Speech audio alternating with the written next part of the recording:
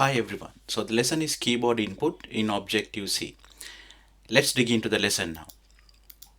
We'll be using Xcode version 11.4.1 and Apple API docs, developer docs and API for referencing. You need to complete the following previous lesson in this series, which is simple calculator. You will be learning about keyboard input using scanf command. As usual, it's going to be practical demonstrations. So let's start Xcode and let's create a new Xcode project. Make sure it's macOS command line tool selected. Click next. And let's say this is example 1. Make sure it's Objective-C language and click next. And select the location where you want to save this. Let me say keyboard input, example 1 and click create. Awesome. So it created the project. So click on the main source file and let's say this is example for keyboard. Okay. So in order to get keyboard input, let's say if I got a variable called number1, let's say it's initial 0, but let's say I want to read data from the keyboard. So first of all, I have to tell the user to enter data. So I can say something like enter number1, right? So the user knows that he has to enter number1. So how do I get it from the keyboard? So the command is scanf. And the scanf command, first of all, you have to tell what type of variable you are going to read. So it's a number into an integer, so you will say %d as a format specifier. Then you will say, okay, read it into number1.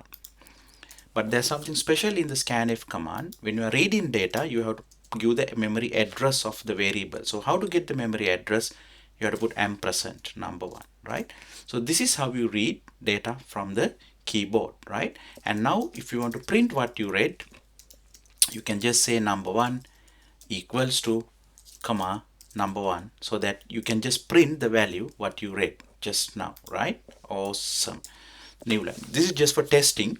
So because it's for testing, let's put a printf again and let's put a line so that you separate the this from say couple of line. Okay, so like this, new line at the beginning and new line at the end, right? Awesome. And a semicolon. Okay, let's run this. And once again, you have to give the format specifier %d, right? Awesome. So you have a variable, you're asking the user to enter number1. So the scanf command will read the data from the keyboard and you are just printing it over here. So let's run this and it should just work, right? Okay, let's run this and I'm expecting to see, yeah, see it's working, right? So let's run this again. So as expected, it says enter number1. Why is it waiting for number1? Because of the scanf command. So if I put number1, see, it prints it after that. After the line, it prints it. Awesome. Let's say I want to read data for another number, say number2, right? Let's make it 0 at the beginning. So same trick, put a printf. First ask the user to enter number2. Otherwise, user does not know what to enter, meaning you have to say something meaningful. Now, scanf, right? The same command. Once again, it's an integer, but this time you have to give the address of number2, ampersand number2. Okay, you can print it, number1, number2, and how about, yeah, let's run this, right? Let's run this. So I'm expecting it to ask for two numbers from say number, see it's working, number2, 5, it prints. Awesome, right? So now let's finish this by just adding the two numbers, right? So after I read the keyboard input, I can say answer is equal to number1 plus number2, right? Awesome. Just adding the numbers and let's print it and finish this exercise, right?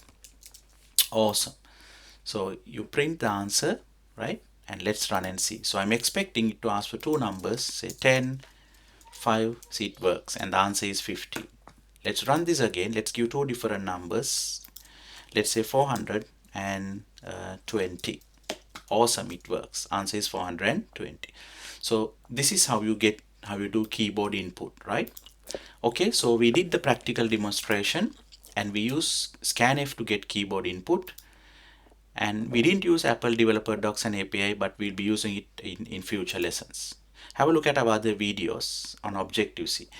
And we are very excited to see you in our next lesson, and see you in our next lesson.